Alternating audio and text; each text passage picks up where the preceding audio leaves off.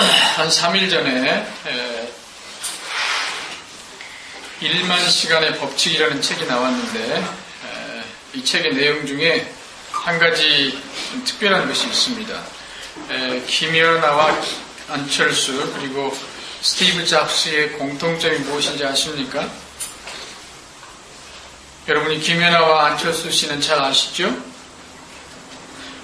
그리고 스티브 잡스는 애플이라는 컴퓨터 회사를 만들어서 엊그제 뉴스를 보니까 앞으로 미래의 회사는 애플식의 운영을 하지 않으면 생존이 불가능하다는 말까지 나오는 것을 보면 애플이라는 회사가 정말 대단한 회사인 것 같습니다. 근데 여러분 이 세 사람의 공통점이 무엇인지 아십니까? 1만 시간의 법칙이라는 책을 보면 이 세 사람의 공통점은 천재성도 아니고 타고난 재능도 아니고 무려 1만 시간에 가까운 연습이라는 것입니다. 그래서 이들은 끊임없는 반복과 연습으로 세계 최고가 되었는데 여기서 좀 특별한 것은 이 사람들이 1만 시간 동안 그러니까 하루에 3시간씩 연습을 하면 10년을 연습을 했는데 이런 긴 시간 동안 이 사람들은 주변 환경이나 다른 사람을 변화시킨 것이 아니라 바로 자기 자신을 변화시켰다는 것입니다. 그리고 바로 이것이 세계적인 성공으로 이어졌다는 것입니다. 그래서 한 가지 재밌는 것이 있습니다. 일본 사람들이 김연아를 어떻게 발음하는지 아세요? 연아를 요나라고 한답니다. 요나. 그러니까 요나를 변화시키는 것이 성공의 지름길이라는 것입니다. 여러분 한번 생각을 해보십시오.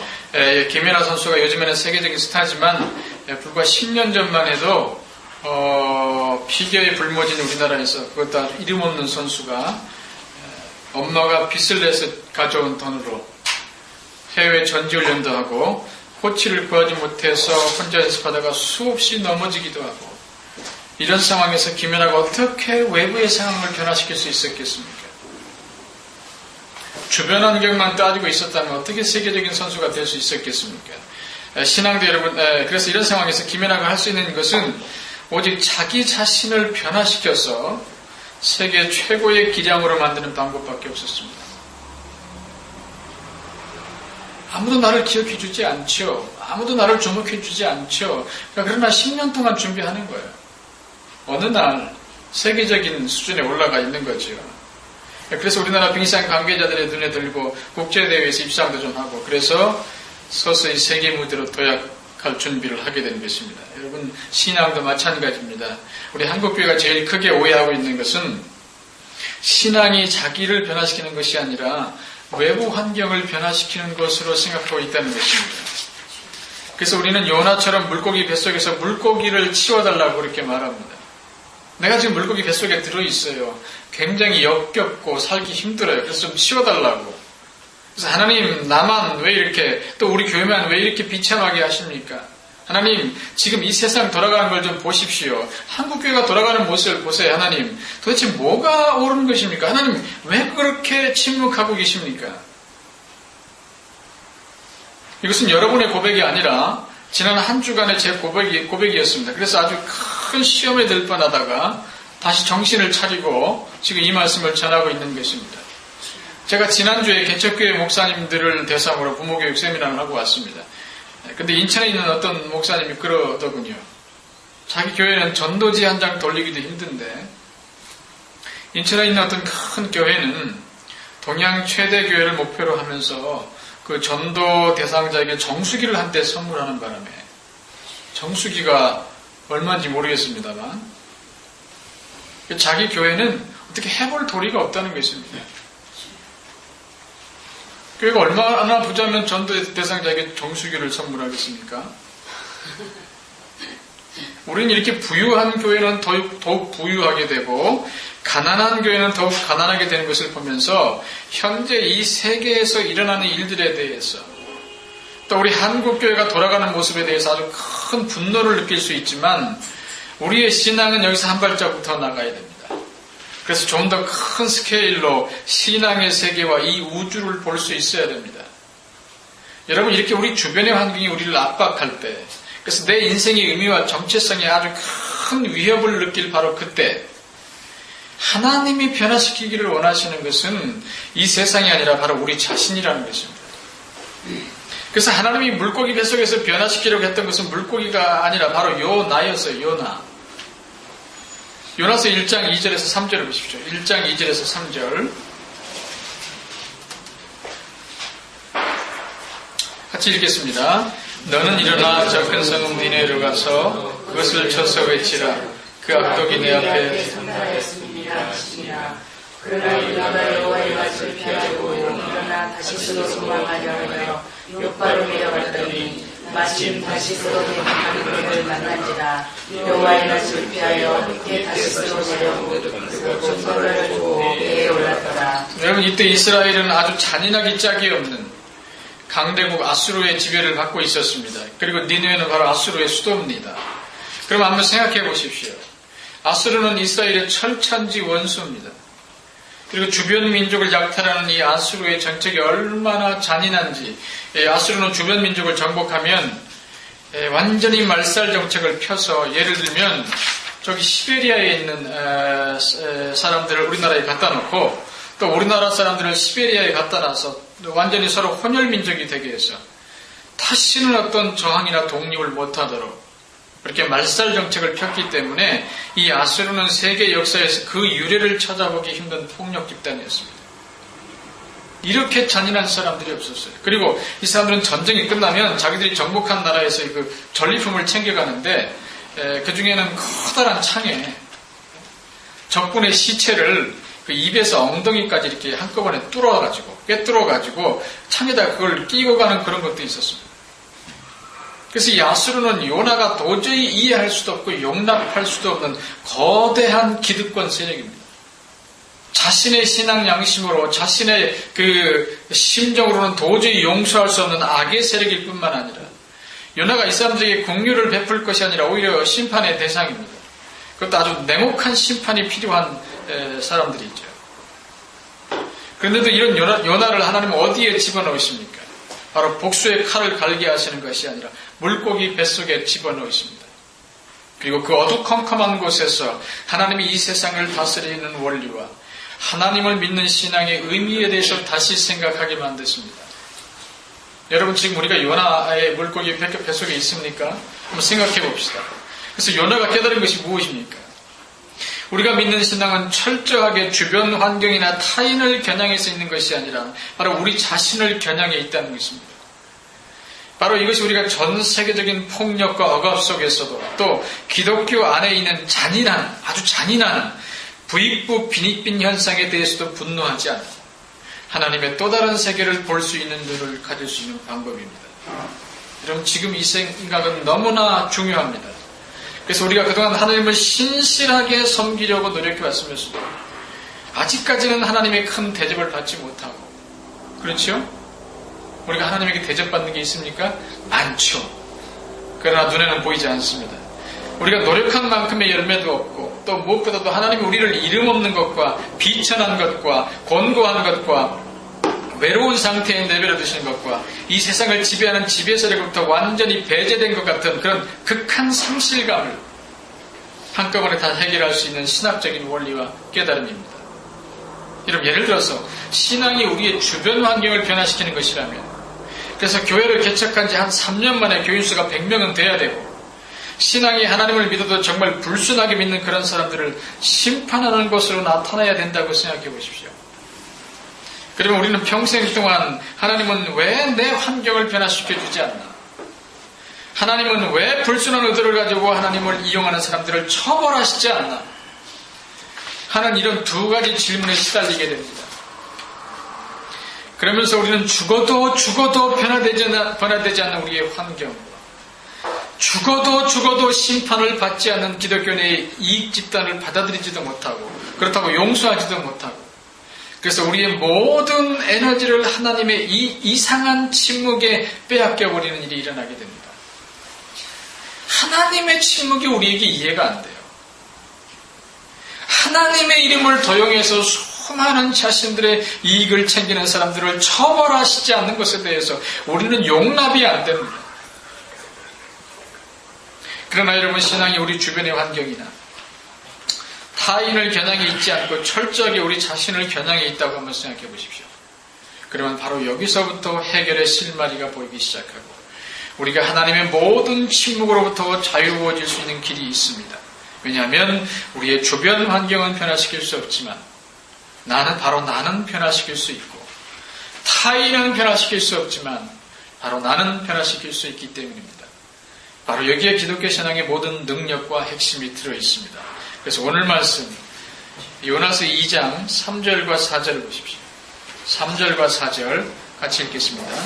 주께서 나를 바다 가운데 던지셨으므로 큰 물이 나를 불렀고 주의 파도와 큰 별이 일어나 내 위에 넘쳐나리라. 내가 말하기를 내가 주의 목소리를 쫓겨났을지라도 다시 주의 성전을 바라보겠다 하였나이다. 바로 여기에 요나 인생에 아주 큰 전환점이 있습니다. 지금 요나는 3절에서 아주 깊은 바다 가운데 있는 자신의 신세를 한탄하고 있습니다. 여러분은 바다를 어떻게 생각하실지 모르겠지만 바다는 해변에서 100m 내외, 그러니까 파도가 찰싹거리고 물이 깊지 않은 그런 정도까지만 못이 있습니다. 그러다가 바다 밑으로 한 100m만 들어가 보십시오. 그러면 햇빛이 들어오지 않기 때문에 아주 캄캄한 뿐만 아니라 도대체 그 속에 뭐가 들어있고 또 얼마나 깊은지 모르기 때문에 사람에게 주는 공포감은 정말 말로 다 할 수가 없습니다. 근데 이 요나서를 읽어보면 마치 요나가 이런 깊은 곳까지 들어가 본 듯한 말을 하고 있습니다.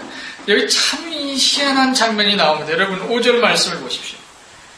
5절 물이 나를 둘렀을 때 영혼까지 하여 싸우며 깊음이 나를 에웠고 바다풀이 내 머리를 쌌나이다. 여기에 바다풀 얘기가 나옵니다. 여러분. 우리가 잘 아는 것처럼 바다풀은 맨 밑바닥까지 내려가야 볼 수 있는 것 아닙니까? 여러분 요나가 지금 해변가에 있는 것이 아닙니다. 요나는 다시스로 가는 배가 한참 항해를 하던 중에 그러니까 바다 한가운데 던져졌습니다. 그러니까 바다풀을 보기 위해서는 적어도 수천 미터는 내려가야 됩니다. 그 다음 6절을 보십시오. 6절 내가 산의 뿌리까지 내려가 싸우며 땅이 그 빗장으로 나를 오래도록 막아 싸우나. 여러분도 잘 아시겠지만 지금 이 지구 위에 있는 산보다 바다 밑에 있는 협곡이 더 깊이가 깊습니다. 그래서 세계에서 제일 높은 그 에베레스트 산이 8,848m인데 바다 밑에 있는 협곡은 바다 위에서 협곡이 있는 땅 끝까지 보통 10,000m가 넘습니다. 그런데도 요나가 마치 이런 협곡의 끝을 가보는 것처럼 내가 산의 뿌리까지 내려가 싸우며 이런 말을 한다는 것입니다. 여러분 이 당시에 사람들의 지구과학 지식으로는 이 바다 밑에 거대한 산맥이 있다는 것을 짐작도 못합니다. 보지 않고는 이런 말이 나올 수 없어요. 이건 비유적인 표현이 아닙니다. 그럼 어떻게 된 일이냐? 저는 요나가 실제로 이런 협곡까지 내려갔다고는 생각하지 않습니다. 10,000m 정도 되면 중력이 현재 우리 대기상에 있는 것보다 수십 배, 수백 배가 되기 때문에 터져서 죽죠. 그렇게 생각하지는 않습니다. 그 대신 요나가 물고기 뱃속에 있었는데도 불구하고 이런 말을 하는 것을 보면 아마도 하나님이 물고기 뱃속에 있는 요나에게 이런 바다 밑에 있는 협곡의 환상을 보여주신 것이 아닌가 하는 생각이 듭니다. 여러분 이것이 전혀 가능성이 없는 얘기가 아닌 것은 요나가 들어있던 물고기, 즉 아주 큰 고래의 잠수 깊이가 보통 4,000m 이상 된다고 합니다. 그러니까 하나님이 눈을 열어주시면 요나가 물고기 뱃속에서 이런 협곡의 맨 밑바닥을 볼 수 있는 거죠. 그럼 요나가 얼마나 공포에 떨었겠습니까? 여러분 말이 10,000m지 칠흑같이 어두운 바다 끝에서 그 공포는 상상을 초월하는 것입니다. 그러면서 요나는 생각합니다. 저는 그렇게 상상이 돼요. 도저히 이 시기에 지구과학 지식으로 쓸 수 없는 얘기를 쓴 걸 보면 요나가 물고기 뱃속에서 한 30m 정도 되는 물고기 뱃속에서 무게는 한 30톤 되겠죠. 고래가 보통 20톤 정도 되니까 그 뱃속에서 그 마치 잠수정을 탄 것처럼 하나님이 요나의 눈을 열어주셔서 환상을 보게 해주셔서 그 밑에 있는 심해의 바다 끝에 그 어둠을 보게 하실 때 그 공포는 상상을 초월하는 것입니다. 그러면서 요나는 생각합니다. 내가 하나님의 명령을 거역해서 이렇게 모진 고초를 겪고 있는데 도대체 신앙이라는 것이 뭐냐? 그리고 하나님의 자비라는 것이 뭐냐? 그러다 보니까 이런 자기를 살려주시는 하나님의 은혜가 너무나 감사하다는 것입니다. 그리고 이런 하나님이라면 저 원수 같은 니느웨 사람들도 살려주시는 것이 너무나 당연하다는 생각이 들었습니다. 그래서 3절과 4절 사이에 요나의 인생에 아주 큰 전환점이 있습니다. 그것이 무엇인가 하면 이제까지 내가 잘했어. 그래서 내가 다른 사람들보다 더욱 생각이 기특해서 잘 살아가는 것으로 생각했는데 그게 아니라 하나님의 일방적인 은혜였다는 것. 그리고 내가 보기에 아주 잔인하고 교만한 그런 사람들, 또 한국교회의 가장 큰 문제들, 그래서 콩 두 쪽 가진 사람이 콩 한쪽 가진 사람의 것을 빼앗는, 그래서 교인수가 10,000명, 20,000명 되는 교회가 사람들을 하나라도 더 데려오기 위해서 작은 개척교회 바로 앞에 차를 대고 주일마다 사람들을 실어 나르는 그런 교회도 역시 나처럼 하나님의 살려주시는 은혜 때문에 그렇게 살아있다는 거예요. 이렇게 인식이 바뀌는 거죠. 완전히 새로운 눈이 열리는 거죠. 평생 내 주변 환경 바뀌지 않는 것 때문에 타인들이 나를 괴롭히는 타인들이 이 세상을 어지럽히는 이 세상을 혼돈과 공포로 몰고 가는 사람들을 처벌하지 않는 하나님, 그들을 변화시키지 않는 하나님 때문에 내가 늘 가슴속에 심장마비가 걸릴 것처럼 그렇게 살았는데 이제는 모든 것이 다른 시각으로 보인다는 거죠. 여러분, 우리는 이런 일에 몹시 분노하지만 오늘 하나님이 주시는 메시지는 아주 간단합니다. 그것은 인간의 죄를 심판하는 것보다는 인간의 생명을 구원하는 것이 더 중요하다는 것입니다. 그리고 그것을 위해서 하나님은 이 세상에 정의를 세우는 것을 잠깐 유보해서라도 사람들의 생명을 먼저 구원하기를 원한다는 것입니다. 그런데도 요나는 이런 생각을 얼마 가지 않아서 또 잊어버립니다. 그래서 요나서 4장 10절에서 11절 보십시오. 10절에서 11절 같이 읽겠습니다. 여호와께서 가라사대 내가 수고도 아니하고 배양도 아니하였고 하룻밤에 갔다가 하룻밤에 나간 이 방문을 내가 아꼈거든. 하물며 이 큰 성읍 니느웨에 있는 좌우를 분별하지 못하는 자가 12만 명이요 육축도 많이 있나니 내가 아끼는 것이 어찌 합당치 아니하냐. 이같이 하나님은 니느웨 사람들을 심판했어요. 정의를 실현하는 것보다 먼저 이 사람들의 생명을 구하는 것을 더 중요하게 생각하지 않습니까? 우리가 이 세상을 보면서 많은 부조리와 불공평과 불평등을 느낍니다. 가진 자들의 횡포와 못 가진 자들의 고난과 고통을 우리가 목도하고 있습니다. 그럴 때마다 우리는 하늘을 쳐다보면서 하나님 왜 정의를 실현하지 않습니까? 왜 저들을 심판하지 않습니까? 왜 저들을 이 세상에서 말살시키지 않습니까? 그렇게 항의할 수 있지만 하나님은 하나님께서 이렇게 말씀하십니다. 그들의 죄를 심판하는 것보다 저들을 구원하는 게 더 급해. 이렇게 말씀하십니다. 그런데도 요나는 하나님과 정반대의 생각을 하고 있습니다. 그래서 요나서 4장 8절 보십시오. 4장 8절을 같이 읽습니다. 해가 뜰 때에 하나님이 뜨거운 동풍을 준비하시고 해는 유나의 머리에 그가 흥분하여 스스로 죽기를 구하여 갔되 사는 것보다 죽는 것이 나으니라. 여러분, 지금 하나님은 요나의 머리를 시원하게 해준 박농쿨을 제거해버리셨습니다. 그래서 요나는 차라리 자기를 죽여달라고 말합니다. 그러면 한번 생각해 보십시오. 요나는 지금 자기 머리에 있던 박농쿨 하나 없어졌다고 이렇게 분노하고 있습니다. 내가 쓰던 연필 하나, 볼펜 하나 없어졌다고 막 분노하고 있어요. 그것은 요나가 자신의 생명을 그토록 사랑한다는 뜻입니다.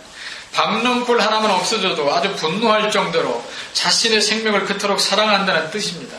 이런 요나가 니느웨 사람 12만 명이 죽는다는 말에는 눈 하나 깜짝 안 하고 있습니다. 우리가 다른 사람들을 판단할 때 우리의 마음이 어디에 있는지 생각해 보세요. 내 머리에 있는 박농쿨 하나 없어지는 것은 그렇게 안타까워하면서도 아무리 죄가 많다고 해도 무려 12만 명이 죽는 것에서는 정말 눈 하나 깜짝 안 하고 있습니다. 여러분, 세계 2차 대전이 끝났을 때 전 세계가 깜짝 놀란 것이 무엇인지 아십니까?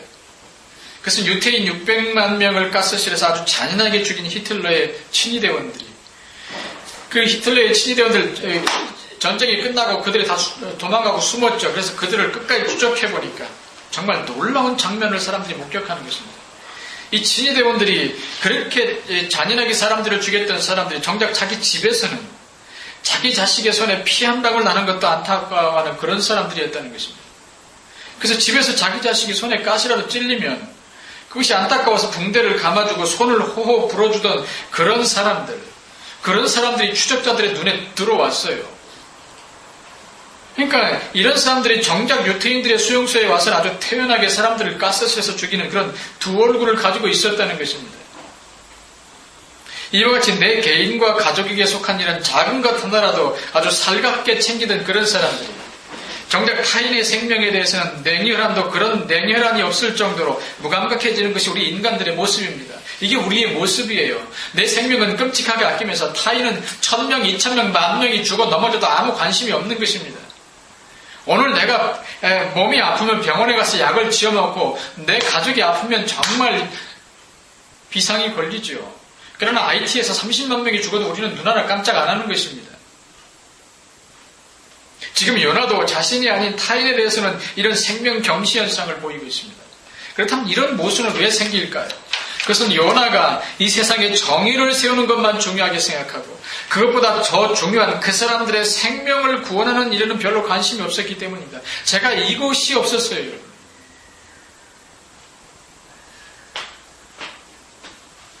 여러분 얘기가 아니라 바로 제 얘기예요. 바로 여기에 하나님과 우리 사이에 아주 큰 차이가 있습니다. 우리 인간은 아무리 기도를 많이 하는 사람이라고 해도 이 세상의 불의와 불평등에 대해서 분노하지 않을 수 없습니다. 그래서 도덕적으로 전혀 자격이 없는 그런 사람들이 부와 명성을 누리는 것을 보면 아주 큰 실망을 하고 하나님은 도대체 뭐하고 계시냐고 이렇게 분노할 때가 많습니다. 그러나 하나님은 우리 인간이 이 세상에 태어나서 정말 놀라운 것은 제가 하나님의 심정을 좀 느껴보니까 우리하고 완전히 다른데요. 어떤 사람은 100평짜리 아파트에 살고 똑같이 한 생명 가지고 태어났어. 어떤 사람은 100평짜리 아파트에 살고 어떤 사람은 다 찌그러지가는 판잣집에 살아도 하나님은 이런 것에 전혀 관심이 없어요. 우리는 무지무지한 관심을 갖고 있지만 하나님은 이런 일에 큰 의미를 두시지 않고 그보다는 사람들에게 생명을 주는 일에 더 관심을 가지고 있어요. 하나님, 지금 제 차가 말이죠. 이상한 나팔 소리가 나요. 여러분들 어린애들 설날 때 삐 불르면 이렇게 달팽이 입처럼 휙 나오는 나팔 있잖아요. 기억나십니까? 그 나팔 소리 기억하세요? 삐리릭 하는 나팔 소리. 제 차에서 그런 소리가 나요. 그리고 한참 달리다 보면 본넷에서 막 연기도 모락모락 나고. 그리고 차 안에 있는 파킹이나 무슨 밀착되면 다 떨어져가지고 말이죠. 분리가 되고. 또 요즘에는 운전석 문이 이렇게 기름칠을 안 해서 그런지 빡빡해서 열리지도 않아요. 우리는 똑같은 한 생명 가지고 태어나서 어떤 사람 100평짜리 아파트에서 호화롭게 살고 어떤 사람 찌그러져가는 판잣집에서 살아도 이상하게 말이죠. 저는 평생에 이런 것에 대해서 고통스러워했는데 하나님은 이런 것에 별로 관심이 없으세요. 이런 것을 우리처럼 그렇게 중요하게 생각하지 않으세요. 뭐에 관심이 있으시냐? 사람들에게 생명 없는 것에 관심이 있으세요. 그리고 하나님은 이 생명 없는 인간들에게 생명을 주시는 것으로 이 우주를 이렇게 돌리고 계세요. 그러니까 우리하고 완전히 다르죠. 하나님은 사람들이 니느웨 사람들처럼 회개해서 하나님의 심판을 피하는 일에 더 관심을 가지고 계십니다. 그렇다면 우리도 가난한 사람들의 것을 빼앗아서 이 땅의 재물과 부를 축적하는 사람들을 용서할 수 있습니다. 여기서 제 눈이 확 열리는 거예요. 이 우주가 보이는 거예요. 그리고 이들의 구원을 위해서 기도해 줄 수 있습니다. 그렇다면 목사님, 우리같이 평생 돈 한번 만져보지 못하고 권력 한번 쥐어보지 못하고 그저 탐욕스럽게 살기 싫어서 어쩔 수 없이 가난과 고통을 안고 살아야 되는 우린 뭡니까? 우리만 바보고 우리만 멍청이고 우리만 달팽이고 우리만 손해보는 거 아닙니까? 라고 말할 수 있습니다. 여러분, 저도 이런 사람 중에 하나입니다. 그래서 많은 세월을 이 세상에 정의가 실현되지 않고 아주 탐욕스럽게 재물을 위해서 사는 사람들이 승승장구하는 걸 보면서 세상은 그렇다고 치고 적어도 교회라는 신앙 공동체는 그러지 말아야 되는데 우리는 세상에 대해서 시험받지 않습니다. 그들은 불신자잖아요.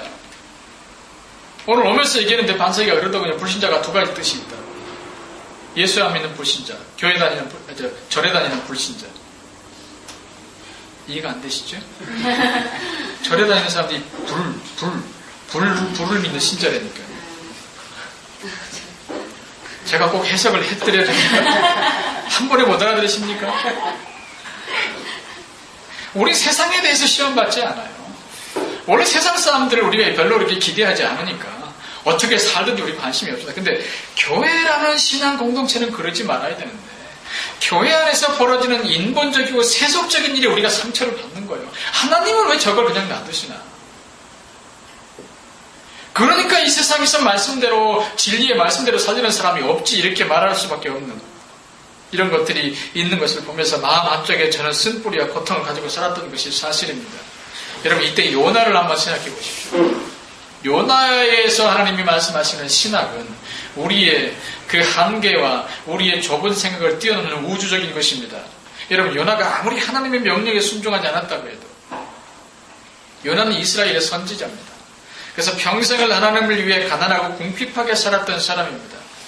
그 반면에 니느웨 사람들은 주변 나라들을 약탈해서 많은 부와 명성을 누리고 있었습니다. 오늘날 우리가 마다하는 사회에 정말 자격이 없는, 도덕적으로 자격이 없는 사람들이에요.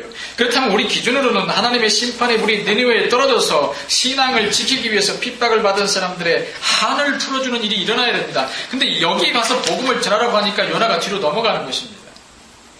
요나의 인간적인 생각으로는 이것이 이해가 안 되는 거예요. 하나님의 그 신앙의 세계에 대해서 자신이 받아들일 수가 없는 거예요.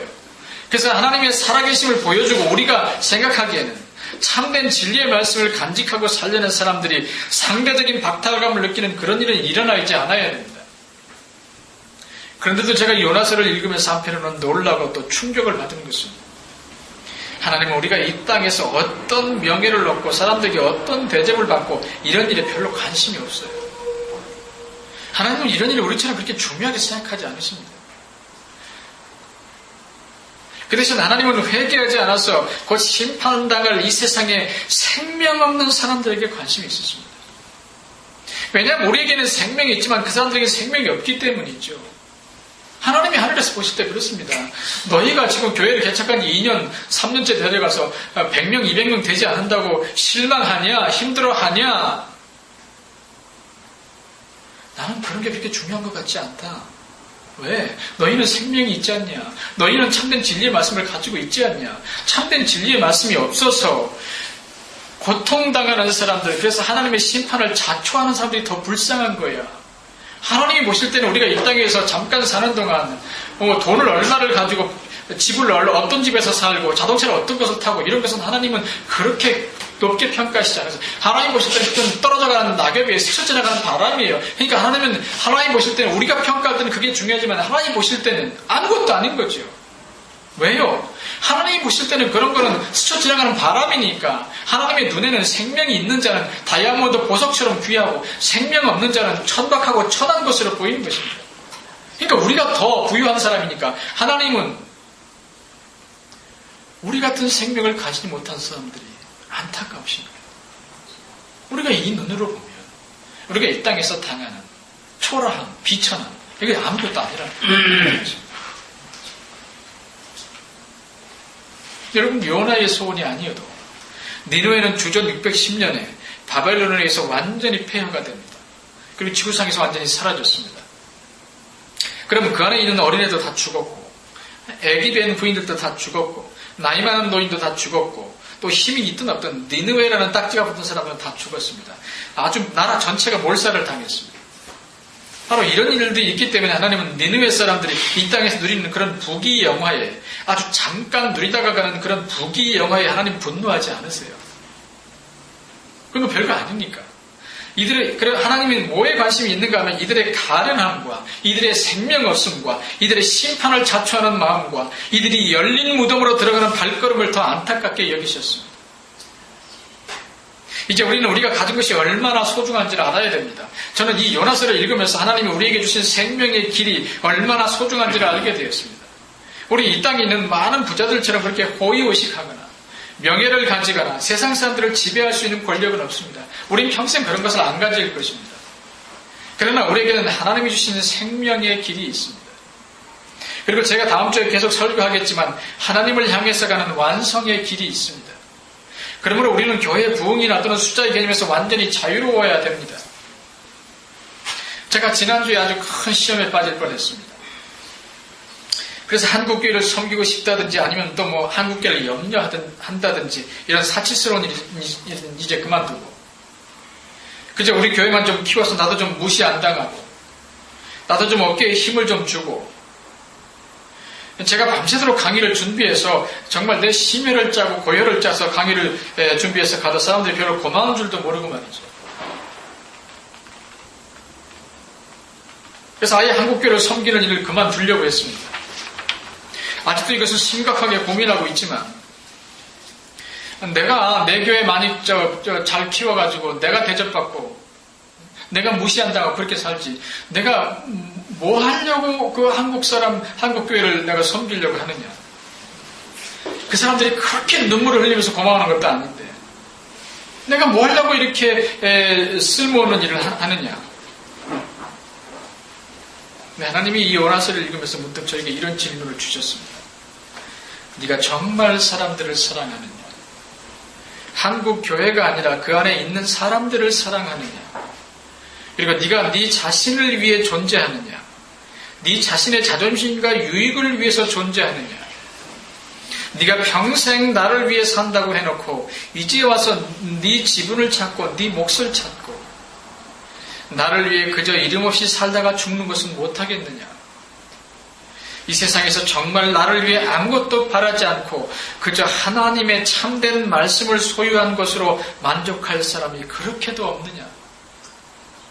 하나님이 여러분들도 물으십니다. 하나님의 참된 말씀을 소유하고 하나님의 기쁨을 간직한 것으로 사는 것으로 그렇게 만족이 안 되십니까? 더 다른 게 더 있어야 됩니까? 라고 말씀하실 때 저는 아무 말도 할 말이 없었습니다. 여러분, 하나님의 일도 마찬가지입니다.